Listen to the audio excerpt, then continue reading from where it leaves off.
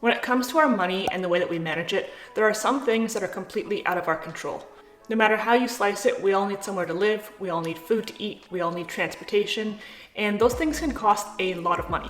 If you find yourself constantly stressing and worrying about money, feeling like there isn't enough to go around, or like you're not able to make ends meet, there may be some reasons for that are completely outside of your control. But I think that in a lot of cases, people have the ability to control their finances more than they might think.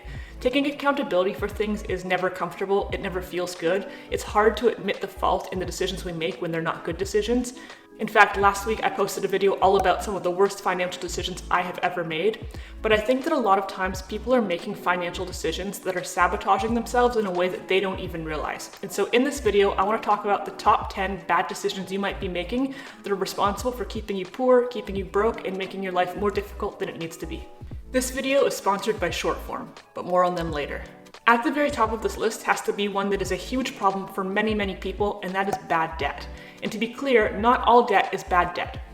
Debt that can be strategically leveraged to help you invest in something that is actually going to make you money can actually be a good form of debt. But taking on high interest loans and consumer debts will absolutely destroy you financially. Whether we're talking about credit cards, personal loans, payday loans, probably some of the worst, car debt, and at certain times, even student loans. You are not credit card people. You are not. No. That's fine. There are far too many people out there who are looking only at the minimum payment and not looking at the actual price of an item before they buy it.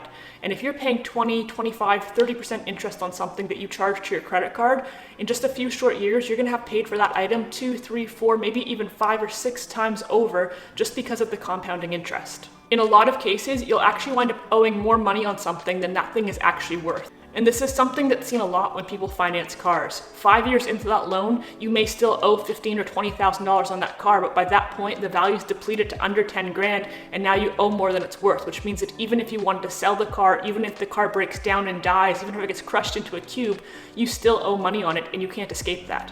And when you only look at the minimum monthly payments for your purchases, not only is compound interest going to crush you, but those minimum payments add up so quickly. So you have a car payment that's $400 a month, and you owe, $200 a month on your credit card, and you have this loan and that loan and this loan and that loan, and before you know it, all of your minimum payments together add up to a few $1,000s, and you haven't even really broken even on any of the purchases. Oh, I have 3 kids and no money. Why can't I have no kids and 3 money? It's absolutely crazy to me how normalized financing small purchases is nowadays. You go to buy a phone, but you don't just pay for it outright, you finance it over the span of 2 years. Even buying a pair of shoes online, you can finance it with a service called Afterpay, and I'm sure that there's other ones. I've heard people talk about something called Klarna, which I think is the same, where you can break down the payment of a $100 pair of shoes over like 4 monthly payments. And the thing is that if you don't have the money to pay for them in the first place, you can't afford to be buying them. So when it comes to making day-to-day purchases, before you buy anything, ask yourself, A, do I actually need this? B, can I actually afford this? Do I have the money in my checking account right now that I can pay for it in full? C, is this thing going to be worth less than I'm paying for it in just a short period of time? And if the answer to any of those questions is yes, it's bad debt and you should avoid it like the plague. I'll use my credit card. The second thing that people do that completely destroys them financially is investing in liabilities rather than assets. An asset is something that will grow in value over time. So again, a property is usually a really good example of this. You purchase a home and in 5 or 10 years down the road, the value of that home has increased. In some cases, education can also be an asset, assuming that it actually leads to you being able to generate a higher income and you get a good return on the money you've invested in that education. Investments like stocks and index funds are typically considered assets for the same reason, that they will increase in value over time, in theory at least. Generally, anything that's going to appreciate in value and lead to you making more money in the long term is considered an asset and is generally a good place to spend your money. On the flip side, things that lose value over time or that cost you money to own and maintain and use are considered liabilities. And to be fair, some liabilities are necessary. For example, a car is something that a lot of us, myself included, need to get by, need to go to work, need to use.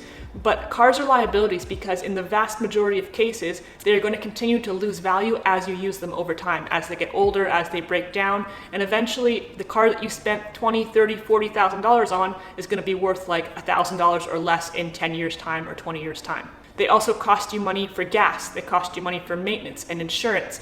Another common liability that I think people spend way too much on nowadays are cell phones. But you buy this phone, it's worth, let's say, $1,000 today, and in 6 months it's only worth $800, and in another 6 months it's only worth $500, and then another year passes, and by this point it's really slow and bogged down and only worth a few $100s at most, and that money you spent on it, that $1,000, is poof, gone, and you will never see it again because that phone is a liability.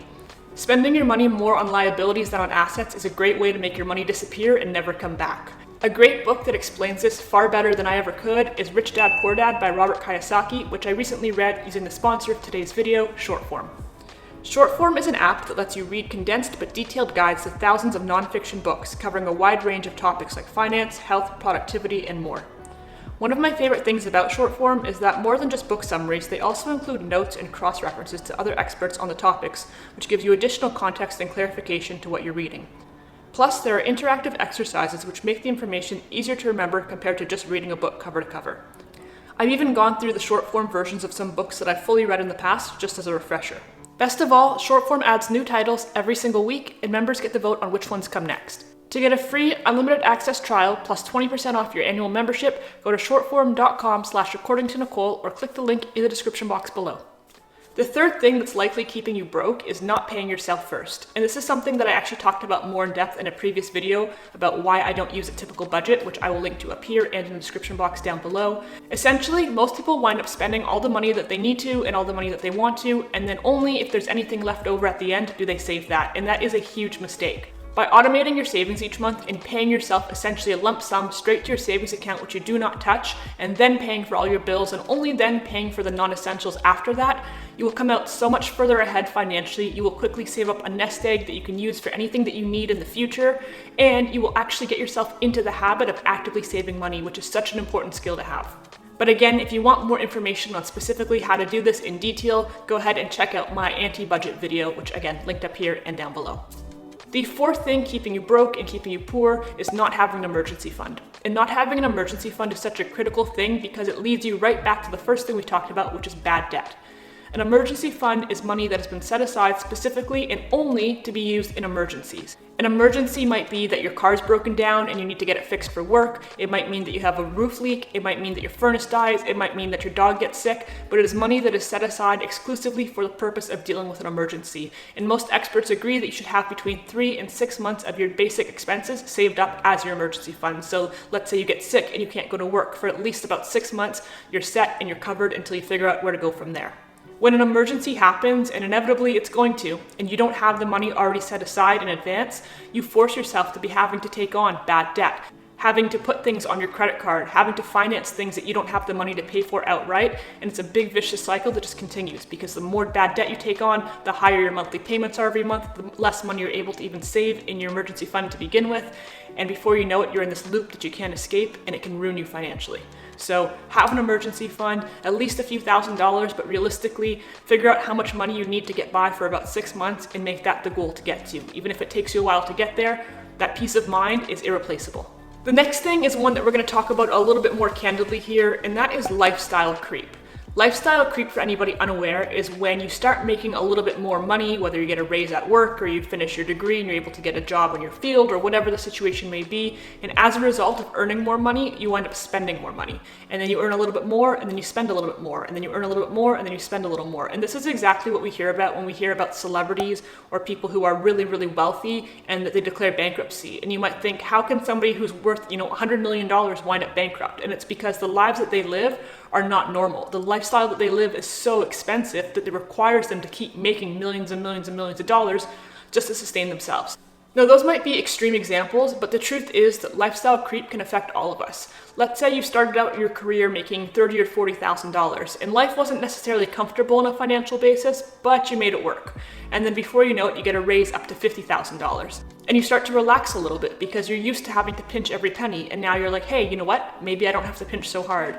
And then you get a raise up to $75,000, and instead of living that same $40,000 or $50,000 lifestyle, you go and you get a bigger house, or you get a nicer car, or you start eating out more, or whatever it is that's important to you, but your budget just starts to inflate and inflate and inflate with your income. Realistically speaking, if you were making $50,000 today and you got a raise next year to $100,000, You could keep your lifestyle exactly the same and be saving half of your income, which would be amazing, but most people simply just don't do that. Before you know it, the more money you've spent, the more grandiose your lifestyle is, the more money you need to continue to earn to sustain that lifestyle, and again, it becomes another vicious cycle that you won't be able to escape. And this leads directly into point number 6, which is trying to keep up with everybody else. It is shocking to me when I drive through certain neighborhoods how every single house looks exactly the same on the outside. They all have the exact same cars, they all have the exact same gardener, they all have the exact same dog that they walk down the street. And it's really interesting because you'll see these patterns where, like, you know, this house will get a brand new car and the one next door to it goes, hey, he has a brand new car, I need a brand new car too, and then they get one. And then the other guy down the street goes, hey, how come those two guys got a brand new car? And they get another car as well, and before you know it, everybody's just trying to keep up with each other and trying to one-up each other, and you can only keep doing that for so long before everybody's broke. Oh, hey Gerald, new car? Yeah, it's a hybrid. I just couldn't sit back and be a part of destroying the earth anymore. On a smaller, more humble scale, this might mean that you have friends who constantly want to go out to eat. Maybe they can afford it and maybe you can't, but instead of saying to them, hey guys, you know what, maybe let's have brunch at my place this weekend instead, you just go ahead with it and you just try to keep up with them and try to keep up with their spending habits and their lifestyles, and maybe you just can't afford to. It's time to normalize saying to your friends, hey, you know what, thank you so much for the invite, but I can't afford to do that. Or, hey, sorry, but that's outside of my budget. Rather than just trying to keep up with everybody else, it's time to destigmatize the whole idea of saying no to things because you can't afford them. Honestly, you could continue to try to outdo one another forever, and it's never going to get you anywhere because there will always be somebody who has more than you, and furthermore, there will always be somebody who gets off on trying to make themselves feel like they're better than you are, and it's bullshit. And in a similar mindset, the 7th thing that is keeping you poor is living far beyond your means. In this example, I'm going to throw my own family under the bus because why not? I have a relative who, along with their partner, earns a pretty decent household income. Definitely they should be more than comfortable. They should have had their house paid off a long time ago. Everything should be pretty chill in their lives. But they're living so far above their means that they are actually spending probably 50% more than they're making, and they're already making quite a bit. There are far too many people out there who are earning even 100K a year, but living like they make 200, and it's just not a sustainable way to live. I think that one of the most important things you can do, not only for your finances, but for your general happiness and well-being, is to stop being fancy and get the hell over yourself. Buy the things that are reasonable, buy the things that serve the purpose they need to serve, buy the things most importantly that you can afford. My goodness, what an idea. Why didn't I think of that? And stop trying to convince yourself that you need the top tier of absolutely everything, because you don't. And I don't. And mostly nobody does, especially if they can't afford it. Alright, number 8 is going to be a little bit of a controversial one, but something that could very well be keeping you poor, and you may not even realize it, is your job.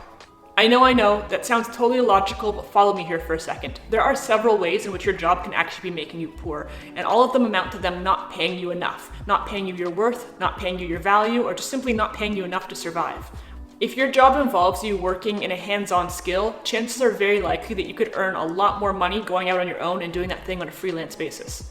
The fact is that if you work in the trades or anything else where you have to do a physical task, you are the one generating the revenue. The company you work for is really just sitting back and counting the money that you're making. Maybe they pay you a salary, maybe they pay you an hourly wage, maybe they pay you a commission of each task that you complete, but ultimately 100% of that could be yours if you just went out and worked on your own.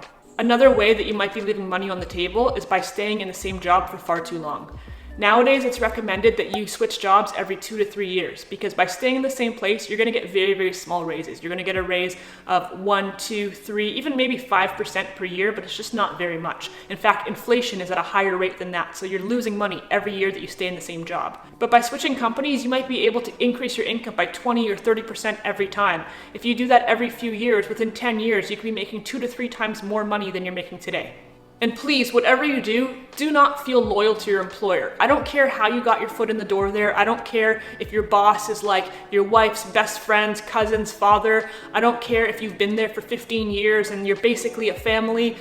Let it go. It's a business transaction. It doesn't need to be personal. It doesn't need to be sentimental. And when it's costing you tens of thousands of dollars a year, it absolutely should not be. Be polite, be professional, be respectful, be gracious, but get out and go somewhere where you're gonna make more money, because ultimately, isn't that why you're going to work to begin with?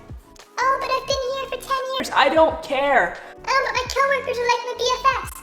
Congratulations. If they're actually your friends, they'll continue to be your friends when you're working somewhere else anyways. Go get a job that's gonna pay you more and stop making self-sabotaging excuses.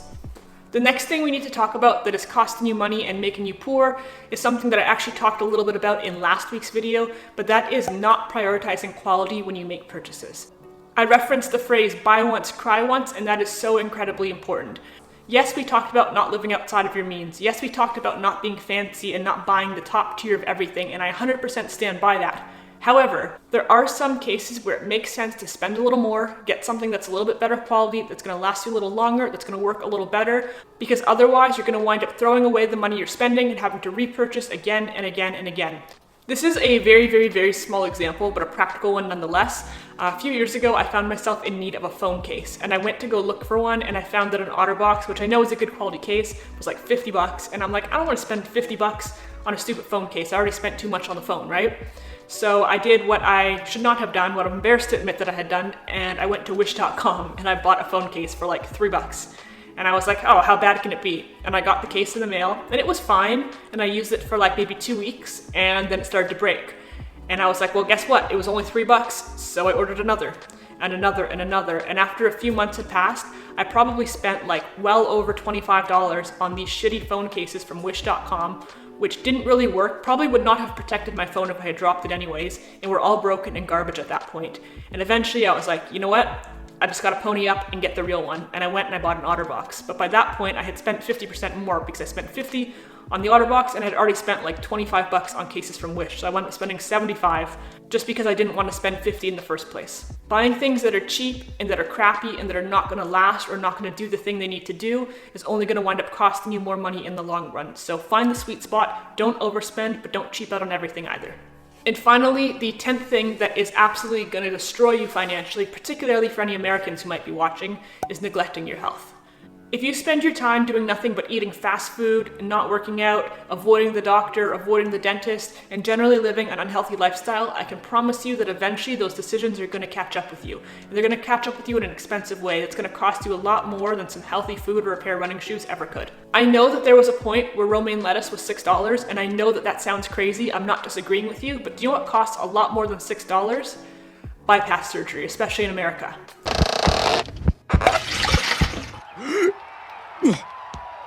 A little beer will put out that fire. Even for us in developed countries where our healthcare is covered, I know at least here in Canada that prescriptions are not. So again, I understand that fruits and vegetables may not be the cheapest items in the grocery store, but they still cost a lot less than medication to treat your heart disease or your diabetes or your cancer. And that's not even accounting for you having to miss time from work when you're sick, or even things like going to the dentist and getting proactive cleanings. The dentist is bloody expensive. Again, it's not covered here in Canada. For some reason, we get healthcare here, but it doesn't cover medication, or our teeth, or our eyes, or our brains. I don't know. I don't get it either. Nonetheless, being as proactive as you possibly can with your healthcare will not only save you a lot of suffering, but save you a lot of money too. I'm very curious to know which of these points hits home the most for you, so drop me a comment down below and let me know. And further to that, if you think that there's anything I missed, if there's another point that you feel is keeping you broke and I didn't mention it, also drop me a comment below and let me know what that may be. Actually, I have another thing that I wanted to add to the list that I think is a common one, and that is children. Having children is keeping you poor, but I thought if I added that to the list, I'd piss everybody off. But now I just said it, so maybe I pissed everybody off anyways. Oh well, you lose some, you lose some. If you enjoyed this video at all, if you found any value in it, please go ahead, hit that like button. Feel free to subscribe if you haven't done so yet. You can follow me on Instagram. You can also find me on Patreon, where I add additional exclusive content every week, patreon.com/recordingtonicole. Thank you again to Shortform for sponsoring this video. Take care, and I will see you next week.